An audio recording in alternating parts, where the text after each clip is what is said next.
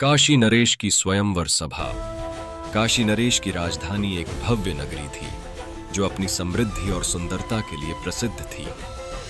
काशी के राजा एक धर्मपरायण और धार्मिक शासक थे। उनकी तीनों पुत्रियां अंबा, अंबिका और अंबालिका सभी असाधारण रूपवान और गुणवान थीं। उनकी सुंदरता और सद्गुण की चर्चा दूर दूर तक फैल गई। काशी नरेश ने अपनी पुत्रियों के विवाह के लिए एक भव्य स्वयंवर सभा का आयोजन किया। इस स्वयंवर सभा में भाग लेने के लिए दूर दूर से राजाओं को आमंत्रित किया गया था। स्वयंवर सभा का दिन बहुत उज्जवल और आनंदमय था। महल को फूलों और रोशनी से सजाया गया था। काशी नरेश के महल के प्रांगण में एक विशाल मंडप बनाया गया था जहां राजागण अपने आसनों पर बैठते थे। अंबा, अंबिका और अंबालिका सज धज कर मंडप में प्रवेश कर गईं। सबकी निगाहें उनके रूप पर टिक गईं। लेकिन उस स्वयंवर सभा में एक अप्रत्याशित घटना घटी। हस्तिनापुर के महान योद्धा भीष्म वहां प्रकट हुए। भीष्म कुरुवंश के एक महान योद्धा थे और अपनी प्रतिज्ञा और भक्ति के लिए पूरे राज्य में जाने जाते थे।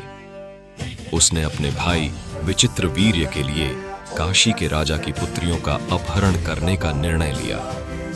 भीष्म का यह निर्णय बहुत साहसपूर्ण था और इसने सभी को आश्चर्यचकित कर दिया।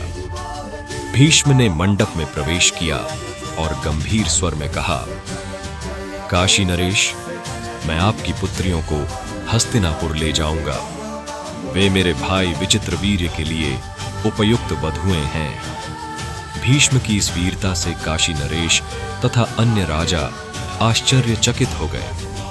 लेकिन भीष्म की शक्ति और प्रतिज्ञा के बारे में सभी जानते थे, इसलिए कोई भी उनके सामने खड़ा नहीं हुआ। भीष्म ने अंबा, अंबिका और अंबालिका को अपने रथ में बिठाया और हस्तिनापुर की ओर चल पड़े। हस्तिनापुर में भीष्म अंबा, अंबिका और अंबालिका को महल में ले गए।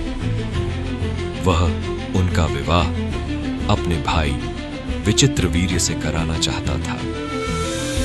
लेकिन अंबा भीष्म के पास गई और बोली, भीष्म, मैं आपके भाई विचित्रवीर्य से विवाह नहीं कर सकती। मैं राजा शाल्व से प्रेम करती हूं और मेरा विवाह उनसे होना तय था। अंबा की बातें सुनकर भीष्म ने कुछ देर सोचा। उन्होंने महसूस किया कि अंबा की भावनाओं और इच्छाओं को नजरअंदाज नहीं किया जाना चाहिए। उन्होंने अंबा से कहा, अंबा, यदि तुम राजा शाल्व से प्रेम करती हो तो मैं तुम्हें उनके पास भेजूंगा। भीष्म ने अंबा को राजा शाल्व के राज्य में भेजा, लेकिन राजा शाल्व ने अंबा को स्वीकार करने से इनकार कर दिया। उन्होंने कहा, अंबा, भीष्म ने तुम्हारा अपहरण कर लिया है। अब तुम मेरे योग्य नहीं हो।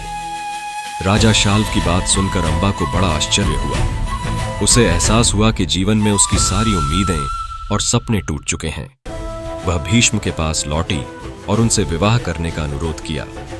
लेकिन भीष्म ने अंबा के कठोर ब्रह्मचर्य व्रत के कारण उसके प्रस्ताव को अस्वीकार कर दिया। अंबा का बदला लेने का प्रयास भीष्म के अस्वीकार से अंबा क्रोधित और निराश हुई। उसने बदला लेने का निर्णय लिया। उसने कठोर तपस्या शुरू की और भगवान शिव से दया की प्रार्थना की। उसकी तपस्या से प्रसन्न होकर भगवान शिव ने उसे वरदान दिया कि वह अगले जन्म में भीष्म की मृत्यु का कारण बनेगी। अगले जन्म में अंबा का जन्म शिखंडी के रूप में हुआ। शिखंडी आधा स्त्री और आधा पुरुष था और महाभारत युद्ध में वह अर्जुन के रथ के सामने खड़ा था और भीष्म को उसे हराने में मदद की थी।